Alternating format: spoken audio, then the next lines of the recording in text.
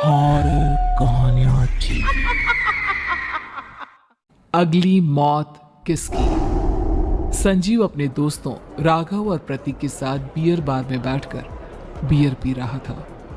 संजीव आज बहुत खुश लग रहा था। अरे यार, आज की पार्टी में तो मजा आ गया। तुम दोनों दोस्तों के साथ तो मेरी जिंदगी इतनी अच्छी है कि क्या बताऊं कितनी अच्छी है। अरे भाई, अब दोस्ती की है तो जीना मरना सब साथ में। हाँ, अरे अरे यार सुनो, जल्दी से एक बियर और ऑर्डर करते हैं ना, एक आखिरी, और उसके बाद ये जश्न यहीं खत्म हो जाएगा। अरे हाँ हाँ, क्यों नहीं। वेटर, जल्दी से 2 बियर की बोतल लेकर आओ। आज मेरे दोस्तों को जश्न मनाना है, क्यों? इतने में वहां पर एक बहुत सुंदर लड़की छोटे छोटे कपड़े पहनकर हाथ में बियर की बोतल लेकर उसके पास आती है। ये लीजिए, आपने बियर ऑर्डर की थी ना, मैं लेकर आ गई। क्या बात है यार, इस बार की वेटर तो बड़ी सुंदर है। अब बियर लेकर आई हो तो अपने हाथों से ही पिला दो ना। हाँ हाँ, क्यों नहीं, जैसा आप बोलोगे मैं वैसा ही करूंगी। क्या बात है यार, अब तो लगता है रोज यहीं आना पड़ेगा। उसके बाद वो लड़की उन तीनों को बियर सर्व कर देती है। पार्टी करने के बाद वो तीनों अपने अपने घर जाते हैं। प्रतीक संजीव और राघव को उनके घर छोड़कर जैसे ही अकेला अपनी कार में आकर बैठता है तो अचानक उसे एहसास होता है जैसे उसकी कार की पीछे वाली सीट पर कोई बैठा हुआ है। वो तुरंत पीछे मुड़कर देखता है। तुम यहाँ क्या कर रही हो? और तुम मेरी कार में कब आई? अरे तुम तो बार में वेटर थी ना। बस ऐसे ही मेरा दिल कर रहा था आपके साथ आपके घर चलने का, इसलिए मैं आपके साथ चली आई।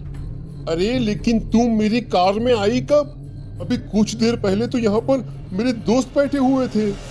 प्रतीक के इतना बोलते ही उस लड़की का चेहरा खतरनाक तरीके से बदल जाता है। उसकी आंखें पत्थर की तरह सफेद और पूरे शरीर पर नीली नीली नसें उभर आती है। गाड़ी चलाओ, पूरी स्पीड में चलाओ, और अगर तुमने गाड़ी रोकने की कोशिश भी की तो मुझसे बुरा कोई नहीं होगा। डर की वजह से प्रतीक के पसीने छूटने लगते हैं। उसका शरीर बुरी तरह से कांप रहा था। प्रतीक बिना कुछ सोचे समझे कार को फुल स्पीड से चलाना शुरू करता है। चलते चलते वो शहर से दूर एक पहाड़ी पर पहुंच जाता है और सामने अब सिर्फ पहाड़ी का किनारा दिख रहा है, जिसे देख प्रतीक घबराकर अचानक से कार को ब्रेक लगाता है। देखो देखो देखो देखो, मुझे छोड़ दो मुझे। अगर मैंने गाड़ी जरा सी भी आगे बढ़ाई तो हम दोनों नीचे गिरकर मर जाएंगे। ये तो तुम्हें पहले सोचना चाहिए था ना। अब कुछ नहीं हो सकता।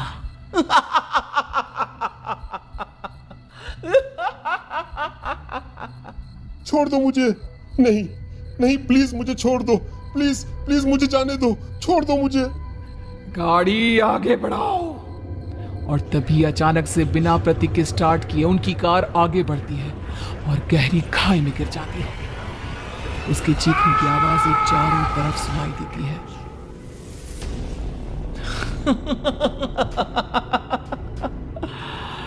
तुझे मारकर मेरे कलेजे में जल रही आग को थोड़ी शांति तो मिल गई, लेकिन अभी ये कहानी खत्म नहीं हुई।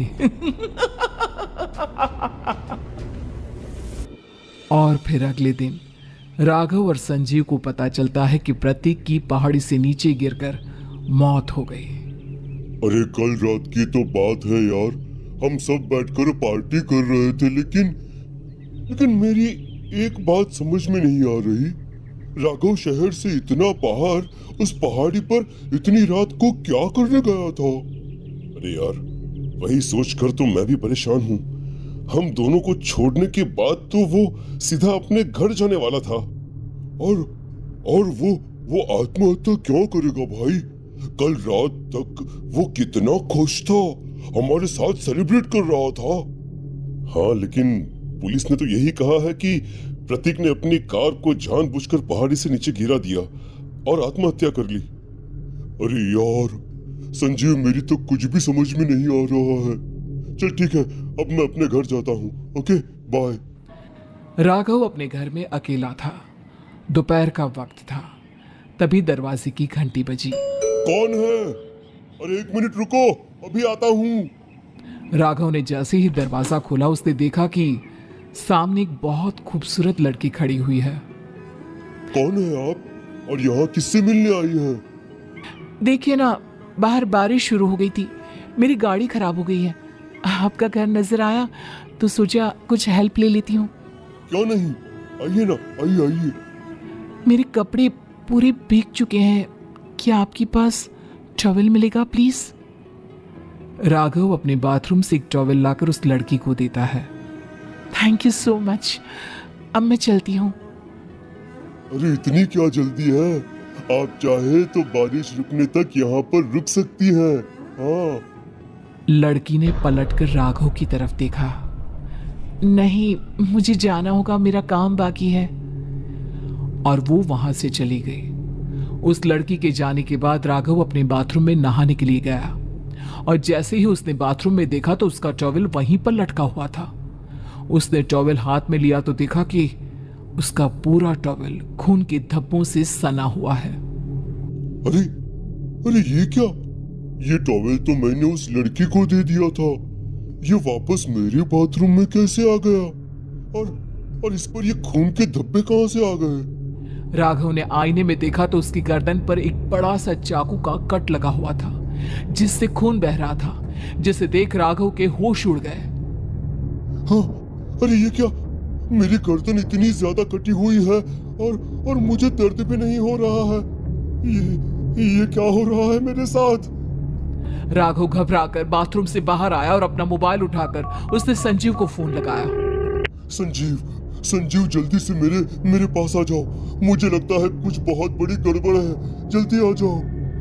उधर से आवाज आई, लेकिन वो आवाज संजीव की नहीं बल्कि एक लड़की की थी। कुछ अजीब नहीं हुआ है, बस तुम्हारी मौत तुमसे मिलने आई थी और तुम्हें मारकर चली गई। अब तुम इस दुनिया का हिस्सा नहीं हो राघव, इसलिए तुम्हें अपनी गर्दन के कटने का दर्द भी महसूस नहीं हो रहा। नहीं, ऐसा नहीं हो सकता, ऐसा नहीं हो सकता। कौन हो तुम? तुम्हारी मौत। अब संजीव के पास खबर पहुंचती है कि राघव ने अपने ही घर में चाकू से गर्दन काटकर आत्महत्या कर ली।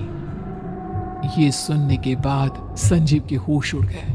वो पसीने से तरबतर हो गया और एक अनजाना डर अब उसके दिल को सताने लगा। संजीव के साथ ही उसका एक छोटा भाई राजीव भी रहा करता था। अपने भाई को इस तरह परेशान देखकर राजीव उसके पास आया। अरे भैया, क्या हुआ भैया? आप इतने घबराए हुए क्यों लग रहे हैं? प्रतीक और राघव की मौत, मेरा मतलब मेरी कुछ समझ में नहीं आ रहा भाई। अचानक से मेरे दोनों दोस्तों ने आत्महत्या क्यों कर ली? अरे वो तो मेरी भी समझ में नहीं आ रहा है भैया। हाँ, हो सकता है कि कोई परेशानी होगी और इसीलिए उन्होंने ऐसा किया होगा। हाँ, लेकिन दोनों की जिंदगी में एक साथ परेशानी और दोनों का इतनी खतरनाक तरीके से आत्महत्या करना, कहीं ऐसा तो नहीं मैं भी मर जाऊंगा? अरे आप ऐसी बातें क्यों कर रहे हैं भैया? वैसे ही मैं इतना परेशान हूँ। जब से अंजलि ने मेरा साथ छोड़ा है तब से सब कुछ बहुत अजीब सा हो गया है। रोज रात को डरावने सपने आते हैं। ऐसा लगता है जैसे अंजलि बार बार मेरे सपनों में आकर मुझे डराने की कोशिश करती है। अंजलि का नाम सुनते ही संजीव की आंखें फट गई और उसके गले में आवाज अटक गई। उसके चेहरे पर घबराहट साफ नजर आ रही थी। कौन थी वो लड़की जिसने प्रतीक और राघव को आत्महत्या की आड़ में मौत के घाट उतार दिया? और कौन थी अंजलि जो बार बार राजीव के सपनों में आकर उसे डरा रही थी? अंजलि का नाम सुनकर संजीव इतना घबरा क्यों गया? इन सवालों की जवाब जानने के लिए देखिए इस खतरनाक कहानी का अगला भाग।